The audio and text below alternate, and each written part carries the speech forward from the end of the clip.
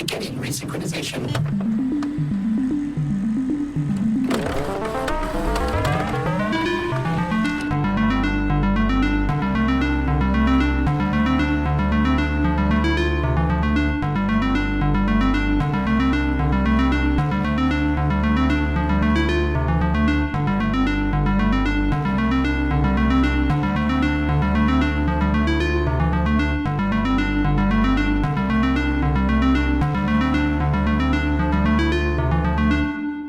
Hello and welcome to Resync, a podcast where friends talk about games. I'm Chase. My boy! And I'm Sam. Do you want to talk about what we did this weekend? Oh, yeah. My brother put together a PS1 game tournament. And you and I and a few of our other buddies played a few of the classics. We voted on games to play. We had 3 categories: a racing game, a sports game, and a fighting game. And we voted between Crash Team Racing or Need for Speed, with Crash being the game we played, Tony Hawk's Pro Skater 2, or NFL Blitz 2000, with Blitz being the one that we ended up playing, and then King of Fighters 99 or Soul Edge with King of Fighters being our successful pick on that one. Yeah, it was super fun. I had a good time. I literally lost every single match that I had. I did not represent the podcast well. Dude, I was so ready with the first set being racing. After you and Jeff got your bouts in on that, I was ready to jump in. I was like, okay, this is my moment to shine. Dude, and me and Jeff's races were so close too. I was like, I think right on it was like right at the end he hit me with, like, he had the mask going around him. Yeah. And then passed me right next to the finish line. Yeah, well, and like the first race that me and Kate had, I like not to be telling tales outside of school, but you know that first race, that was mine. I was running that map. And then in the 2 subsequent matches after that, I could not have been farther from him without being lapped. Yeah, even though I lost all of my matches, thinking back on it, I feel like all of them hurt so much more because I was close. Like, they were close, like the races were both close. When I played Jeff and Blitz, the game was super close. And then I think maybe the only thing that wasn't close was my fights. I don't remember doing very well in the fights. You put up a fight. Yeah, we all used fighting sticks for the fighting game. And I had only ever played King of Fighters on the controller, and the fighting stick just kind of threw me off my game. I was not true to form.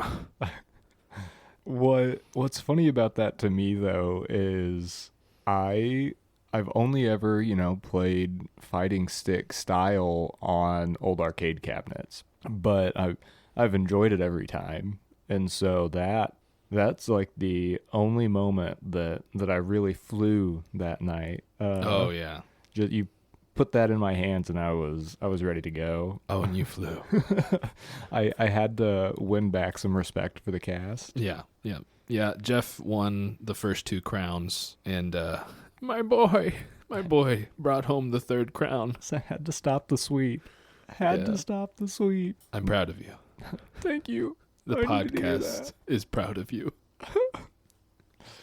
No, but I'm excited for the next time we get together to do that, because I mean it was also for our sports games. We ended up playing NFL Blitz, and as somebody who I'm not huge on sports games, my fondest memories of them come from NBA and NFL Street games. Yeah, same. So going into that with no experience on it whatsoever, I'd like to pat myself on the back a little bit for putting up as good of a match against Kate as I did. Yeah, I mean, I think all of the Blitz games were really, really tight. They were all close matches, and I had never played that game before, so I was having a good time. It's a wild game. It's like drop an elbow on somebody after the elbow call's dropping.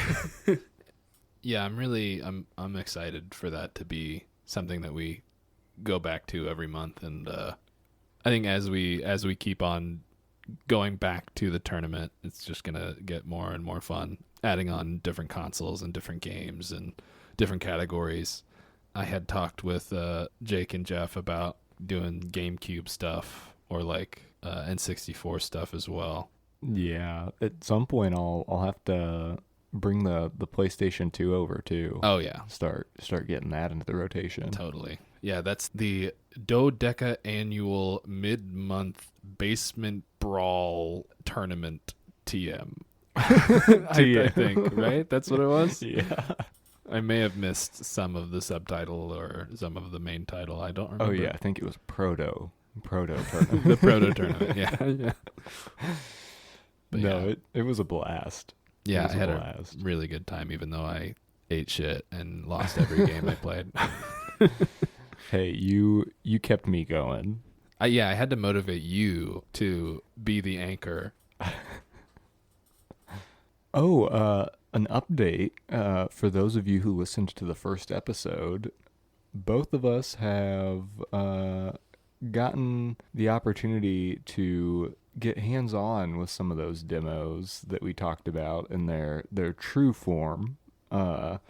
I know you told me that Jake got you your Oh yeah, he got me MX Superfly. I haven't had a chance to play it yet, but as soon as I fix Kelly's PS2 Slim's ribbon cable problem, I will be jumping back in and trying it out.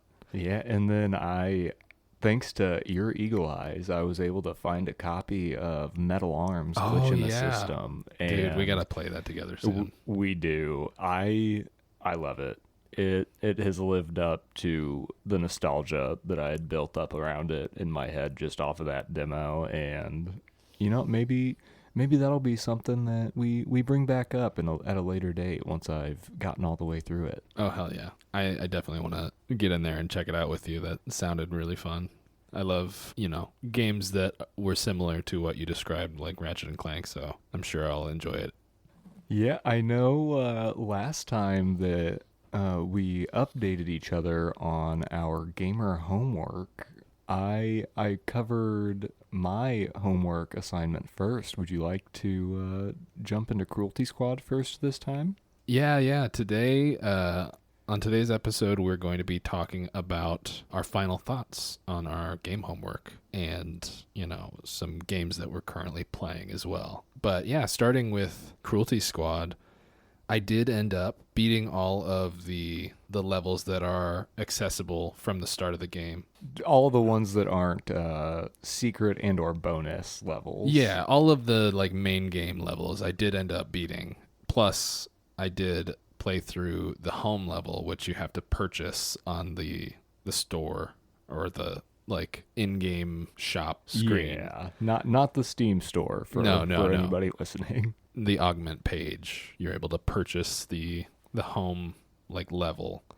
But yeah, I played through all of the base levels, ending with the Archon grid, and it's the Archon grid was very, very confusing to me for a bit. I know that we had talked about my first encounter with it was very frustrating because I got into the game, and for those who have played Cruelty Squad, you'll know, but for those who haven't, Archon Grid is basically you're outside of the level at the beginning of that. You start outside of the level and you have to find your way in, and it's not super obvious where you're supposed to go.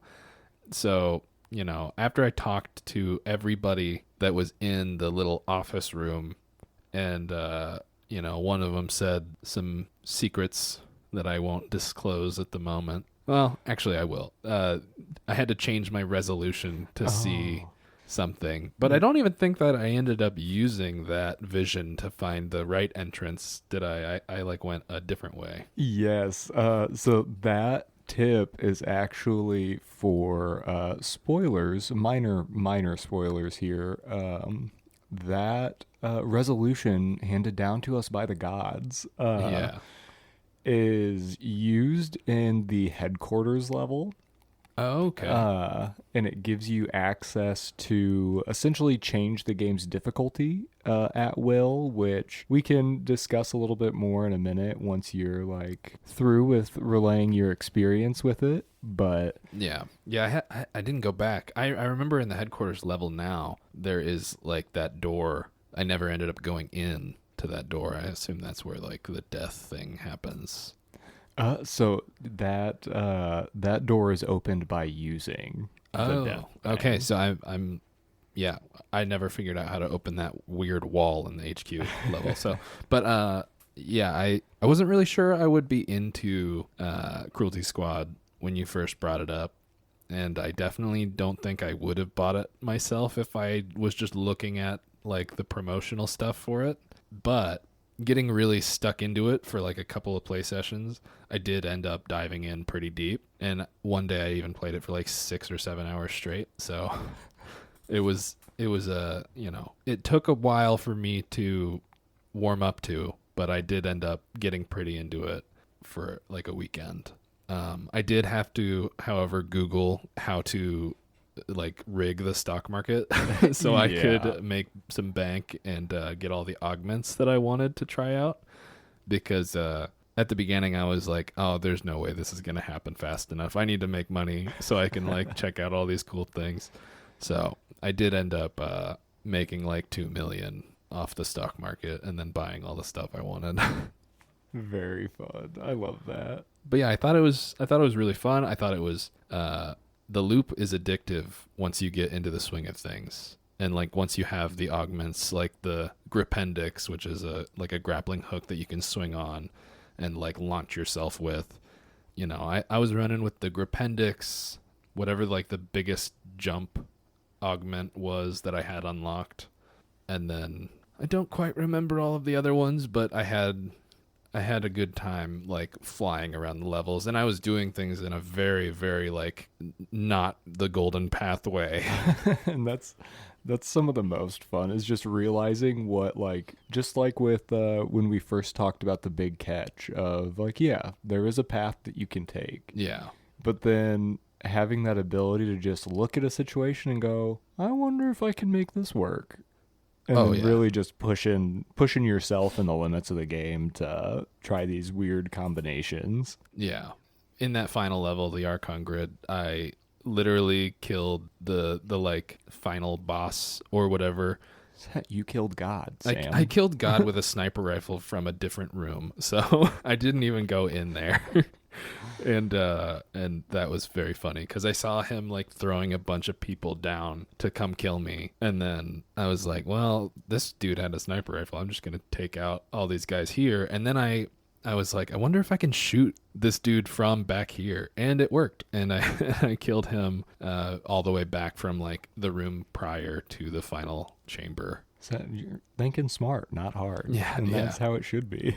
But before that, like getting to that point, I did have to grind and play through that first section quite a few times before I was able to make it there, because almost you just have to learn what enemies are going to pop out where. And after a few, maybe tens of tries, sneaking around with the silenced pistol, just peeking corners and popping heads to get all the way to the end. But yeah, I had a good time. It was like I said, an unexpected joy.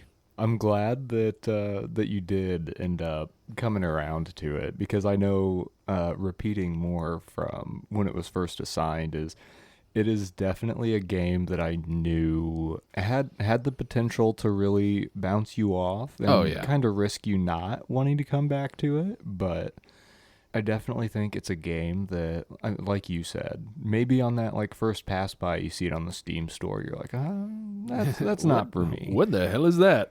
But if you give it a chance and like take the time to like let it kind of like acclimate you to how things are supposed to go, then you can really, really find your groove. For sure. But yeah, I don't know. Do we want to do like a rating for the game homework stuff? Do we want to try to rate these games? Oh yeah, I'm definitely interested in how you would rate that. Do we want to do what IGN can't and give an actual 1 to 10 rating? We could do a 1 to 10, or a while ago at work, I was not paying attention and just thinking about the podcast, as often happens. And I had come up with a just like a format of rating games, and I could read it out to you, and we can edit this out if we don't want to use it, and we can just do 1 out of 10 or 1 to 10. But let me find it in my notes. It's probably stupid. Hold on. It might be gone. I may have deleted it. Nope, here it is. The gamer rating system. So, the gamer rating system rates games on G for gameplay, A for art, M for mechanics, E for execution, and R for runtime. Okay. All categories are worth up to 10 points, and then the total score of 50 being like the top end. Yeah. Do we want to do it that way, or is that a bit much? Are we going to go down each individual one and explain like where it scored and why? Or are we going to give like we the could do it final really number? quick. We could give like a real short, like, this is why I think this is a 5 or whatever the fuck. Yeah. No, I mean, I would be down with that. I might just ask you to I'll do it first. like put the acronym in front of me for whenever I go to grade mine. For sure. I knew I made this for some reason. So for the gameplay, for me, the gameplay of Cruelty Squad, I would say, is its strongest suit to me, personally. Yeah. So I think I would give it a 9 for gameplay, because I really enjoyed it. The only thing is, it feels like the gameplay is kind of hidden behind some like figuring out. Yeah. But like once you're into it, I would say it's a 9. For the art, I'm not gonna say it's bad art. It's intentional. So for my own personal taste, it would be like a 2. Fair. But for like the intention behind it, it feels like it's intentionally trying to be obtuse in its art, its music, it's all of that stuff. So I feel like it's still going to be pretty low for me, but I'll give it a 5. The intention behind it will bump it from like a 2 to a 5 for me. You didn't love just the constant barrage of like faces as parts of walls? Oh, yeah, I totally loved it. And I loved the music having gunshot sounds that were coming from behind me, and just lots of squelchy sounds. The mechanics, it plays into gameplay. I think the mechanics were probably the strongest thing this game has going for it. You're moving quick, you're shooting, you're using your augments, and all of those abilities that you have worked well. Like, felt like it fit together pretty good. So I'll give that a 8. Not doing too bad. I'd say for execution of what at least I believe they were trying to do, I think it's a 10 out of 10. It's exactly what Cruelty Squad, like Cruelty Squad is very uniquely Cruelty Squad. I don't think executing it any differently would be the game that they set out to make. So I think it's a 10 out of 10 for execution. And then runtime, I didn't get bored of it. So I'll say that like it was a slow start and it didn't overstay its welcome. Yeah. So because of that slow start, I'll say an 8 for runtime. Okay. Leaving Cruelty Squad for me with a score of 40 out of 50. Hey, that is not bad, especially for a game you didn't think you would vibe with. True. And these ratings aren't a review of the game by any means. They're more of just a rating for our homework. We grade our own homework here. So this system of scoring is just for the purpose of game homework. Yeah, just a quick rating of the time we've spent with these games. Yeah, not a true review by any means. So yeah, those are my final thoughts on Cruelty Squad. I might actually check out the game again a couple times just to see what these things that I'm sure you're about to tell me about are like. So let me know, what did I miss out on? Yeah, well, so for those who haven't played, we kind of started to touch on this with the the resolution change being tied to something like this. Cruelty Squad has 3 varying difficulties with somewhat of a secret fourth. When you start the game for the first time, you will be in Divine Light as your difficulty by default. And your difficulty is noted by the border it puts up on your screen. Divine Light is viewed as it's like silver metal with red lights scattered throughout it. The very first time you die in Divine Light, you will be kicked out of it and into the next easier difficulty, Flesh Automaton, where difficulty is scaled down a little bit. Enemies don't hit you quite as hard. And then if, you're still struggling at that point. Oh, before I move on, your border in Flesh Automaton is similar to Divine Light, but it is now like almost like rusted down metal. Yeah, it looks like tarnished. And then I believe it is 3 deaths in Flesh Automaton, and you will be then kicked into the third difficulty, Power in Misery, which is the easiest difficulty in the game with a border that looks almost like flesh, just kind of smeared around. Which is the one I played in for the entirety of the game, basically, until Archon Grid. And there's no shame in that, because that is where most people will do most of their learning. Power and Misery is the only difficulty where dying, which is really the only like fail state for a level, does not deduct money from your account. It's also the only difficulty where you can eat corpses to regain health. Yes, which I think is so funny, because in interviews, Ville, the creator, has like stated that was intended as like kind of like this is a sign of how low you've dropped. Like most people aren't going to want to like stoop to cannibalism.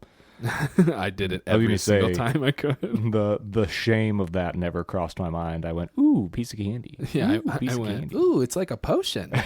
Said, I can eat you? I need all the health I can get. I'm already in the easiest difficulty. I might as well just eat everybody to stay topped up. And then the final difficulty, which is hidden to you, as it requires something that I won't spoil in this podcast right now. But once you have acquired this change, using the resolution to gain access to an area that you otherwise would not have access to, will show you 2 pedestals. One that allows you to gain your Divine Light back and set yourself back up to the like highest difficulty. Maybe you're trying to like get a good score on levels in that difficulty, because the difficulty will also impact what enemies show up in levels or how many. The final pedestal in that room is for Hope Eradicated, which is the hardest difficulty in the game and changes your border to an almost like webbing-like flesh that is all black. Oh, I did not know that existed. This is how you access that special door in the headquarters. You have to be on Hope Eradicated. Okay. And the only other way to access this without finding the resolution, which you very well may miss if you're not talking to people in levels, is in the second true level, technically would be the third, counting headquarters as the first. There's a house that you can go into the basement of, and that basement is also one of the very few areas in the game that is low light, and will almost make things pitch black if you don't have either the nightmare vision goggles or another set of special augment. And down in these catacombs in this basement, you can find a special augment that you can't just purchase, an augment called the Cursed Torch. And there is no way in hell that I found this. No, this is something that you would have most likely needed to have been told about to even consider looking for. But the way that it works is it takes up your arm augment slot for no benefit other than once you've equipped it into an augment slot, the next level you go into, you will immediately be thrown into Hope Eradicated. Oh, okay. So I that see. that does work as a really early on way to access Hope Eradicated without having to reach Archon Grid or anywhere else. Yeah. Because and most people wouldn't know the resolution change. True. True. But yeah, it is. It's full of fun little surprises like that, and like very, very many things that I'm sure I could spout off to you right now that you'll be like, "What? What? Did you Yeah. find fishing in the game?" No, I didn't find fishing. I found fish the fish market. Yeah. I That's how I made my money. I made my money with one of the fish. I just bought so much of it. I don't remember which one, but I bought a certain fish that after the mall level, the value of just rose exponentially for like ever, basically. Yes. And And that's how I made my cash. see, and that's you already kind of touched on it. Something that I know that I brought up when we touched back on this for the first time is the way the stock market is connected to the rest of the game, in that a lot of your targets are directly connected to some of those stocks of the different companies. So taking Yeah. out one target during a mission might cause a stock to plummet for one company and maybe just jump on another. And you can very much take advantage of these changes. That was one of the funny things that I found when I was Googling that I was like kind of it just made me giggle. It made me laugh when I was looking at the there's like two food companies. I don't remember how they're described, but one of them's just like horrible and the other one is also horrible, but like I can't remember. I don't know what I'm talking about. No, you're not too far off. Nothing in Cruelty Squad is good. Yeah. Except that gameplay, baby. Except that gameplay. Which, yeah, and so this is another question that will just go to show just how varied different people's experiences with it can be. You said some of the augments you were using. Did you use any of the like armor augments or anything like that? I used the armor augment that looked like intestines. Okay. I used whichever armor. I used the like stealth armor one time and it didn't seem to do much. And then I used the intestine one because it didn't impede my speed or my like jumping ability at all. And I was like Yeah. flying through levels, so So, what's funny about that is I know exactly what you're talking about with the stealth one. I'm guessing that was like the camouflage looking army fatigue.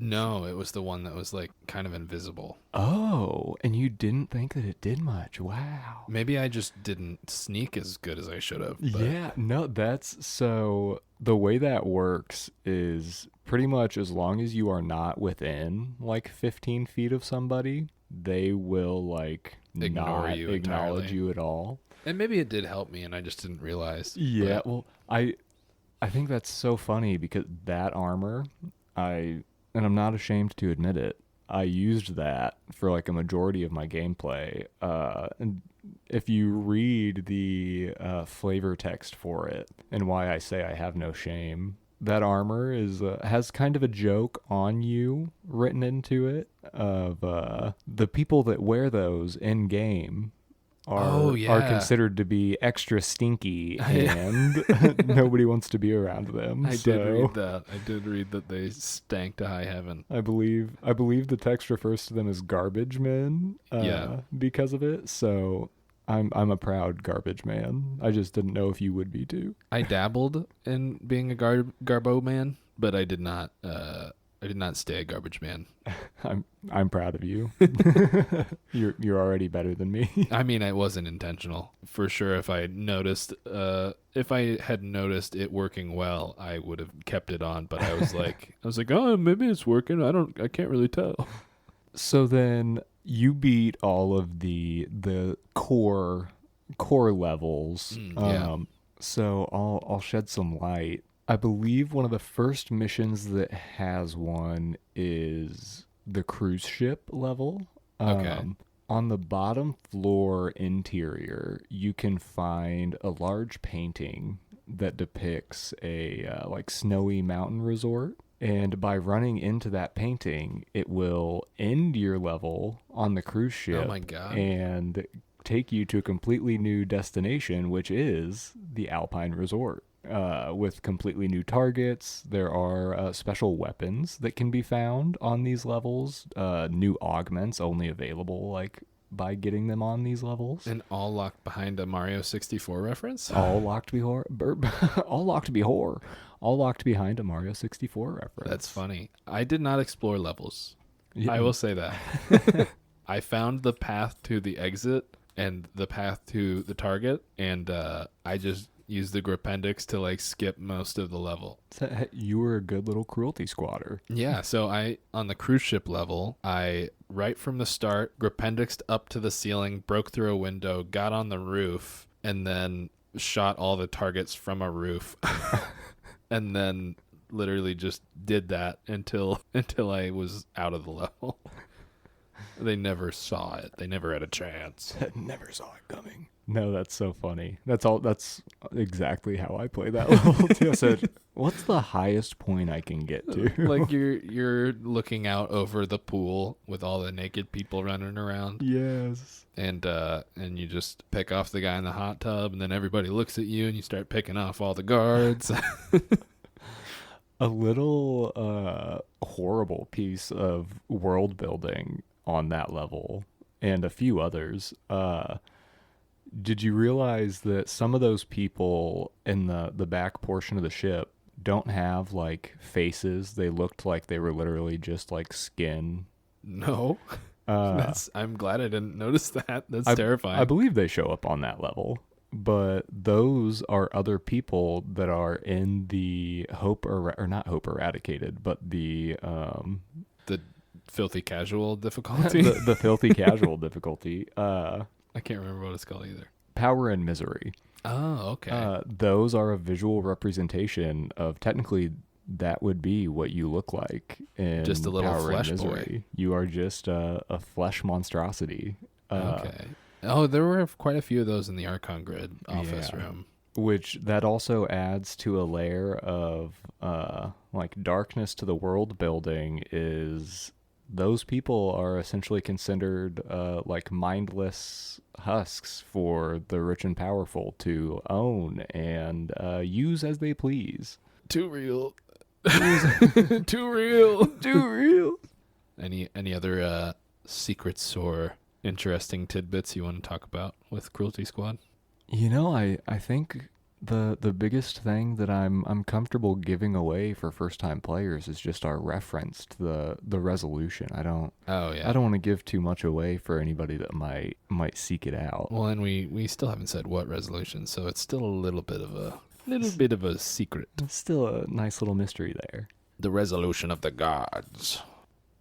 So now that we have talked about Cruelty Squad, let's get into your final thoughts on the big catch. So I know we've talked about this. I don't necessarily know that I have too much new to bring to the conversation since our check-in, since it is just a demo, has far less content to lose time to.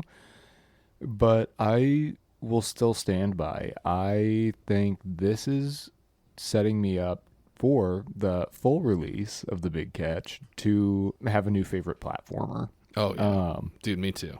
I still love the way the mechanics feel. The puzzles are fun and engaging, and I'm really excited to see what they do with what they've already set out and pretty well preempted.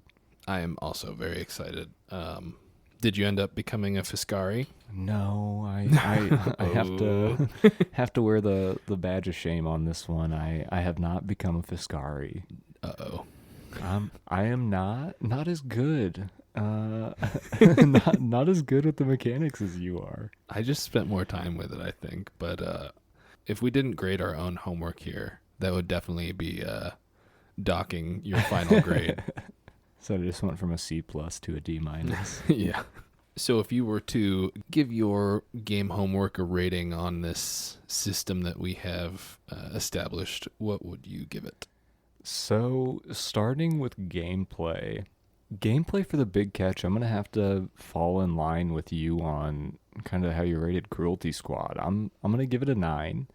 I really don't have any complaints. I enjoyed all the time that I spent playing. There was not a moment other than whenever I was beating my head trying to figure out how to catch the first fist. Whoa. When I was beating my head against the wall trying to catch the first fish, I haven't had any time where I was like, man, I don't know that I want to keep doing this. Like, I don't know that I can. Yeah. I really enjoyed going back to, especially after you showed me some tips and tricks, going back through and checking out some of the other points of interest. So yeah, I mean, gameplay. I mean, you know what? I'm even gonna go a step further. I'm gonna give it a 9.5. Ooh. I'm gonna give it a 9.5. Unprecedented. For the art, definitely gonna be a leap away from Cruelty Squad score. Oh, yeah. Art for the big catch tackle box is gonna get an 8 for me. Yeah. I really like the art style. Don't have any like big negatives that I can say about it. Art will encompass the like graphics and the music and all that and the vibe. And so, yeah, I think the only thing holding it back in that regard really just still falls on me is the music. The only thing that I could say that would have like taken it up would just be if like it stood out more to me, but then again, that's on me. That's on the listener, not on their composer. Yeah, because I fucking love that shit. Exactly. So, yeah, I'm gonna give it an 8 on art. Mechanically, it's getting a 10. Oh, Mechanic wise, I mean, they have everything so locked in that it is just a matter of how you apply things gives you the result you want. Yeah, it feels so good. Execution, I'll go ahead and give it a 10 there too. Just like you said with Cruelty Squad, they do exactly what they set out to do. Yeah. I don't think that there is a single thing that I could say like, oh, they should have added this. Oh, I wish they would have done this instead. It feels good. It feels exactly how I want my 3D platformers to feel. Yeah, and it definitely, I feel like it nails that retro aesthetic. 100%. And then runtime. This was definitely affected by the fact that it is a demo, that it is so short. Well, it's short based on how you choose to play because I got a good 19 hours out of that so far. True. So for me, that is a good question. I don't think it overstayed its welcome by any means. You know, I am probably gonna give it, let's say, I'm gonna give runtime a 6. Just because I wish there was a little bit more to the demo. You also didn't finish the demo. Let's be real. Well. So, here's where that becomes a conversation point of, can you say you've beaten a collectathon if you haven't collected every single item? Oh, no. But there's a reason, because the I'm only not achievement, a the only achievement in the demo is Fiscari. You That's unlock true. the achievement and a outfit. Okay. So that is like a definitive end, and there's not really much to spoil. There is a whole area that is locked away for the end of the game where you unlock, like after you get all the coins, you unlock a vault door and you go down in this like different space. Interesting. And then you have to like traverse, that large tower you saw? Yeah. With all the chains coming off of it? At the very tippy top of that is where you get the new outfit. Okay. But in order to get there, you have to traverse through this underground thing and then go up through this thing. So there's like a whole area that encompasses the end of the demo where you become Viscari and like complete tackles training. Okay, interesting. So yeah, no, never mind. I will fully take the slap on the knuckles for that. Yeah, I mean, hey, It is one of those things where it's like, do you want to spend 10 hours playing a demo? Because that's how long it took me to beat. Probably not. But it does have like almost I would say a full game's worth of content just in that demo. If you really dig into it and find all of the little things that you can do. Because the fish, there are only 26, I believe, or maybe more. There's like around that I think number. It might be 27 or something. They're in the 20s of fish, which isn't horrible, and then the coins take a bit longer. It's like 690 something.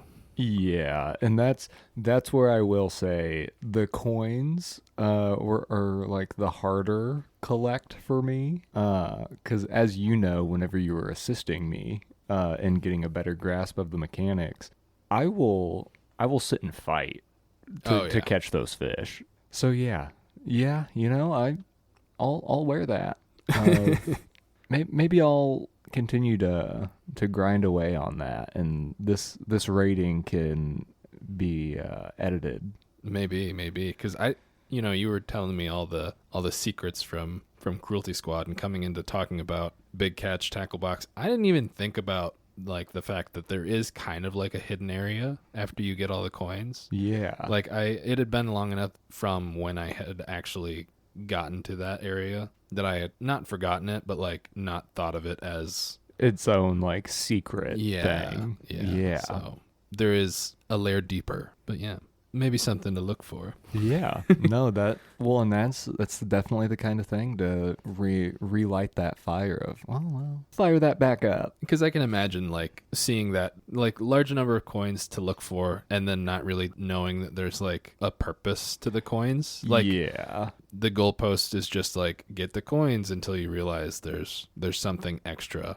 And like if you explore the desert, you'll find like there is an area where there is kind of like a sandstone cave type thing, or like there's like a natural arch, and you go under that arch, and then there's like a pedestal where you can like look from the pedestal to this big door, and then it'll tell you how many coins you need. Or I don't exactly remember, but there is some kind of specific looking place that tells you need this many coins. Or that like shows you how many coins you have or something like that. And that was all I needed to be like, okay, I'm gonna do it. So that's enough motivation for me. But yeah, it's I understand it being like, if you're just running around thinking like, oh, there's really no reason to get all these coins, that the motivation would end after a couple hours. Yeah, see, because from my perspective, I was like, oh, like I'm working on getting to Fiscari. Mm-hmm. And I was like, oh, well, it's just an outfit change. It's like I'm not going to get too much out of that. I can still just go hit all the different points of interest over and over again if I want. But true. Yeah, I will say, yes. It's not just you get all the coins and then, outfit appears. It's a little more involved than that. Okay. Very good to know. So what was your total? Oh. I guess we can't really give a total. Yeah, because my final score is up in the air still now. So for your for your grade, you get a DNF. No. I don't know why I didn't think to bring that up earlier, that there was like a little extra layer. Like zone. I don't know why I didn't think of that. That's good to know, though. That really is, because that definitely, like I said, that relights the fire of, well, now you got a reason. I have to get them. You got a reason to find them. Yeah, well, yeah, because I also don't want to give an opinion on something without actually like fully forming it. I just half cooked my opinion by not knowing that there was a whole nother layer of work there. Well, and that's partially on me. I should have remembered to bring that up during the first impressions, that there was more to just collecting the coins, that there was a reason for it, and I'll take my responsibility of that. So now that we have touched on our final thoughts for our game homework, you've been playing any games recently? Yeah, I've just recently started taking a break from it, but I've been putting in quite a few hours on Expedition 33. Oh yeah. Yeah, been a blast for the most part. I don't want to throw out too hot of a take, but as I am approaching the end, I am looking forward to the end. Getting a little fatigued. I am. The combat has been fun, but I definitely have my gripes with it. Of very much has hit a point by the end game that most fights are a matter of lose the fight once and then sweep the fight on your second attempt now that you actually know the combos that are going to be coming at you. Yeah. Which again, the combos and like the parrying system and dodging has been a blast. It just has now started to feel almost a little too easy. Okay. I'm going through the same motions. Not enough variation of gameplay. Yeah, and that to a degree that's on me. I've very much locked in my like party style and how I like to deal with the combat. But it also has kind of run into that issue of I have a lot of options for how to like approach things, but I know the way that works. And I'd Yeah. rather just do what works. Not that much motivation to explore Yeah. other avenues. Yeah, there is limited resources in terms of leveling up gear and people. So I've definitely kind of hit the sunk cost fallacy of I'm too dedicated to the build that I have right now. I don't have the supplies to try and mix it Yeah. up.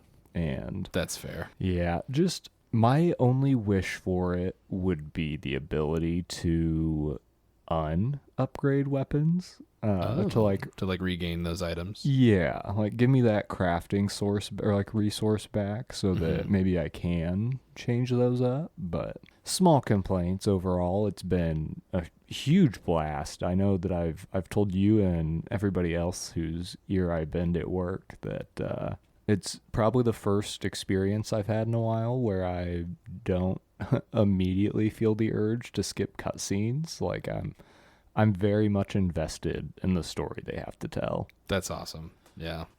I've very rarely get that anymore. Very rarely do I get super engrossed in a game's story. At least recently. It's been a while, I'll say. Yeah. Yeah, what about you? You playing anything? Oh, that's a lie, actually. I got pretty engrossed in Citizen Sleeper, which wasn't too long ago, and that's a game I'll have to tell you about some other time. But recently I've been playing a game called Pseudo Regalia. I haven't played all the way through it.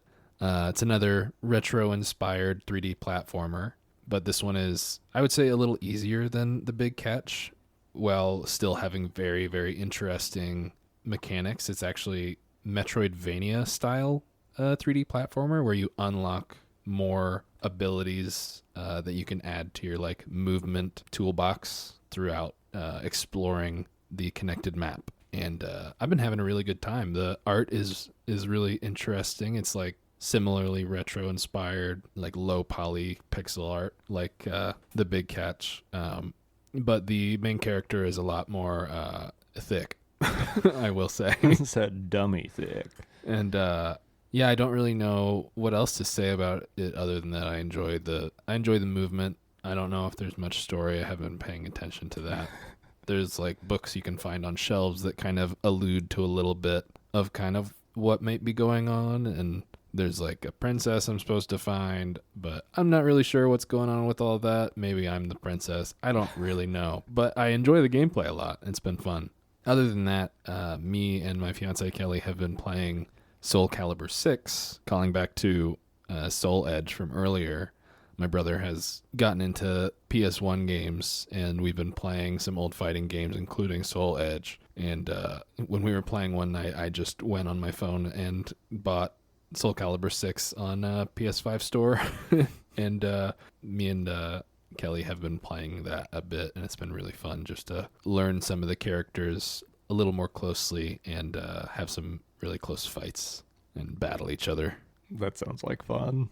I haven't played like a modern Soul Edge game, I don't think, in, wow, going on a decade.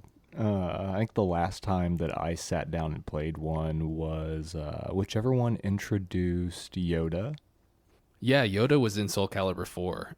Me and my brother actually played that one a lot. He was on the Xbox version of Soul Calibur, and then PlayStation had Darth Vader. I remember Yoda being just absolutely busted, like Oh, playing Odd Job from 007 back in the day. Yeah, he was so small, just like hard to hit. Yeah, I remember his hitboxes being like way offset. You just swing right over his head. But yeah, it's been fun playing some of those fighting games. It's been a long time for me. So have you been playing any other stuff? I actually just started playing Diablo 4 again. Oh, yeah. I've been struggling through trying to run hardcore characters with another friend of mine. I've lost 2 so far, and no. I'm not sure if I'm going to be going back through another hardcore. No, my boy. But no, it's been fun. I remember enjoying it for a while when it first came out, and then kind of falling off of it. And then I know me, you, Cade, and your brother Jake hopped on it again for a little bit for one of the seasons, and coming back, I'm starting to realize the differences in like how I play it compared to the way I played Diablo 3. Because Diablo 3, I mean, I probably have like one character from every class maxed out. Oh, yeah. And Diablo 4, I am far from that. And I believe the reason for that is Diablo 4 is fun, but it is not in the way that Diablo 3 was a game where I can just jump on and like run 1 or 2 dungeons in like 15 minutes and all of a sudden have like a whole new kit to like build out, and it's a burst style game. Yeah. I think my game plan with it is to run through the season, get as far through that as I can, and then probably take another break until either the next season or maybe another season that maybe has something that I'm looking for. Yeah. Yeah, I didn't even beat that game, I don't believe. And I had fun with it when we played, and I had fun with my time with it, but I definitely didn't feel any draw to stick with it. Yeah, it almost hits, and we've talked about this when talking about MMOs together, but it kind of hits that, like, am I really accomplishing anything when I'm getting on to play, or am I just kind of, like, feel like I'm wasting my time? Yeah, yeah. I think that's why, like I said, I'm finding it lends itself to hopping on for, like, a season, and then letting it sit for a while. Not something that I'm gonna play every day for the next 3 months. Fair. Another game that I have played a little bit recently, yesterday even, is Peak, a game that we've been talking about wanting to get some hours in together on. After our first play session where we almost summited the first attempt. Yeah, for those listening and who know the game, we made it to the kiln and about halfway up before we lost grip and lost touch with reality. And that was also like such an intense one because I think you died like twice. Yeah. And I somehow clutched through on my first playthrough all the way to, getting through the jungle, I think. Did you die in the ice biome? Yeah, I died getting through the ice biome and the caldera with the lava. Yep. I still don't know how I made it through without you. Your ghost gave me the strength to move on. But yeah, yesterday me and Kelly we made it to the top. We summited and we got rescued by the helicopter on our only attempt that we did yesterday. I think it was like almost 2 hours. I'm so proud of you. It was a good time. But yeah, I want to get in there, and we should all hop in together and play again soon. That'd be fun. Absolutely. That is, I don't know what it is about that game, but it and Breath of the Wild, the climbing systems, and I'll even throw back to where it all started, Shadow of the Colossus. Oh, yeah. That climbing system, I love it. It's so fun. Well, my boy, I think that's been this episode of Resync. If you made it to the end, thanks for listening. If you like what you heard, you can follow us at Resync Cast on Blue Sky, RESYNC And you can find Resync on Spotify, YouTube, Apple Podcasts, and Amazon Music. And if you're feeling charitable, you could even rate it. 5 stars go a long way. No, but seriously, if you want to subscribe on YouTube or rate our podcast wherever you're listening, that would help us out a lot, and we really appreciate it. Until next time, goodbye. Bye.